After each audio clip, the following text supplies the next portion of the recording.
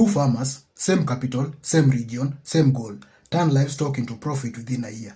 Farmer 1 buys 5 young bulls, lean and impressive looking animals that most buyers walk right past at the market. He starts an intensive fattening program. Farmer 2 buys 15 goats, mostly those with one breeding bag. No fattening program, no rush, just patient hard building. 12 months pass.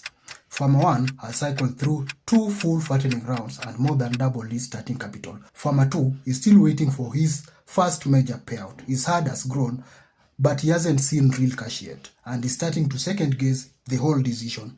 Here's the twist. By month 18, the numbers completely flip.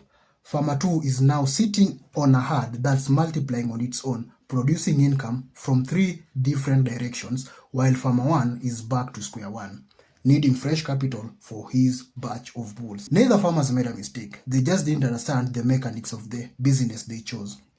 By the end of this video, you will understand exactly how each of these models behave over time, so you can pick the one that actually fits your capital, your patience, and your goals. Stay with me because the comparison towards the end is going to surprise some of you.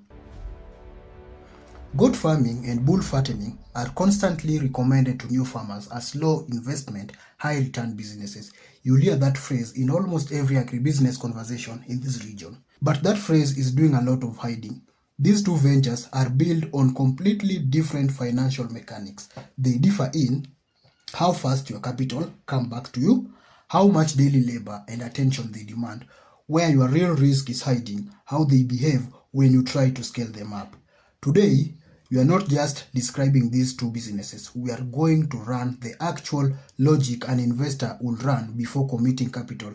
Stick with me to the end because we are going to walk through a real numbers example that changes how most people think about this decision. Bull fattening is straightforward in concept. Buy young, undervalued bulls, feed them intensively, sell them at peak weight. The entire business is race against time and feed efficiency. The bulls you want are the ones nobody else wants. Thin, underdeveloped, overlooked at the market because they don't look impressive yet.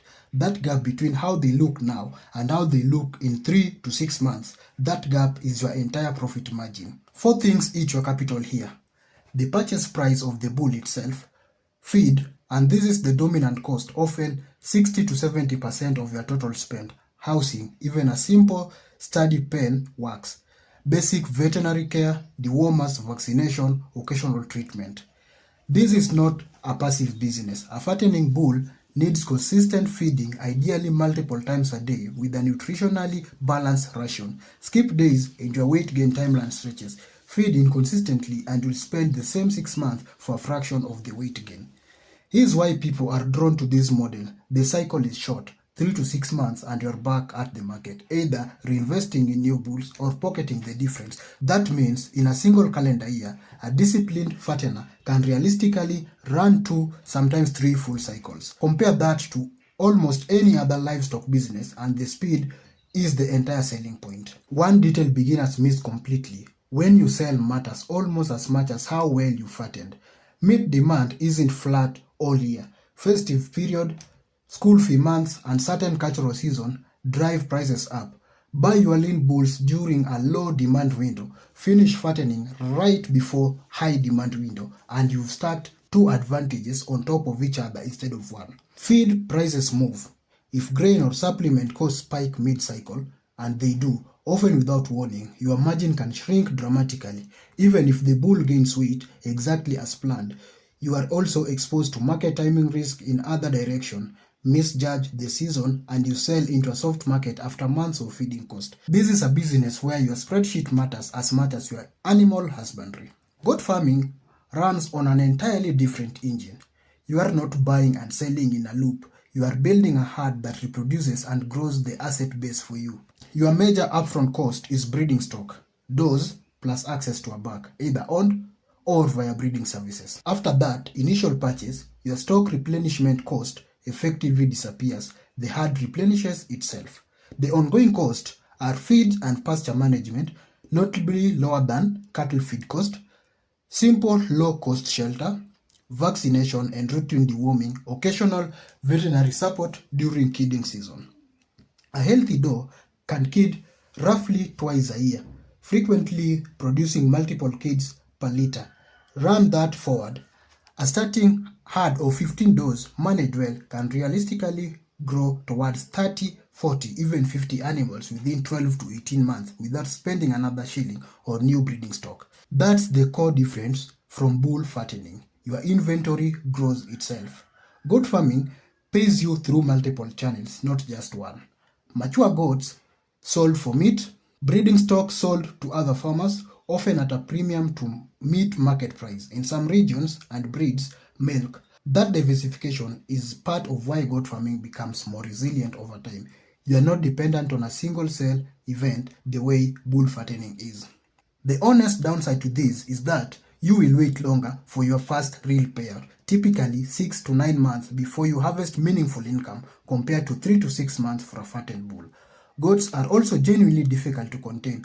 Underestimate your fencing and you spend a real time chasing escaped animals instead of managing your herd's growth. And diseases move differently here than with a single fattening bull. A poorly managed herd can suffer kid mortality that silently erodes your growth projections. By the time you notice the numbers are off, you've already lost months of compounding. Let's make this concrete with simplified illustrative example. The exact price in your area will differ. This is about the shape of the math, not the specific figures. Say you buy a lean bull, spend several months on intensive feeding, and your total cost, purchase plus feed plus care, lands at a certain number. Sell at peak weight during a high demand window, and your return might land somewhere in the range of 40 to 70% above your total cost, depending on how well you time the market and manage feed efficiency. Run that twice in a year and you've compounded that return twice if you had the capital to reinvest both times. Say your 15 does over 12 to 18 months produce a combined total of 20 to 30 additional kids. Factoring in some natural loss, you haven't spent additional capital on stock. Even one of those new animals is pure margin against your original investment. Sell a portion for meat, sell a portion as breeding stock at a premium, and your effective return on that original capital can outperform a single bull fattening cycle, but it took longer to materialize. Bull fattening gives you speed.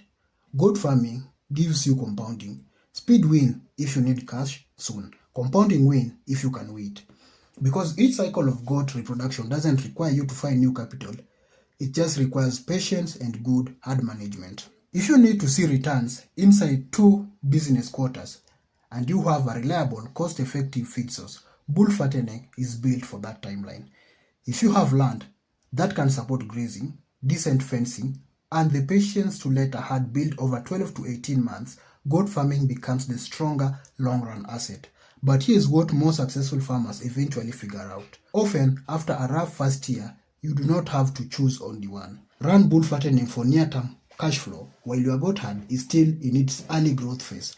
The bull cycle funds your living cost and reinvestment capital. The goat herd quietly compounds in the background. By the time your goats reach a strong reproductive output, you've already got a working cash flow engine from the bulls, and you are not depending on the goats to pay your bill before they are ready to. This hybrid approach solves the single biggest reason new livestock business fail in year one, a cash flow gap between I've invested and I'm seeing returns. Here's the truth underneath all this. Neither business fail because the model is bad. They fail because people skip this exact comparison. They don't know their break-even point, their feed cost ceiling, or their realistic timeline to first pay out before they commit capital. If this breakdown helped you think more clearly about which model fits your situation, that's exactly what this channel is built for. Real numbers, not hype. Subscribe for more head-to-head agribusiness breakdown. Next up, poultry versus rabbit farming for a fast cash flow. And the numbers on that one might surprise you even more than this video did.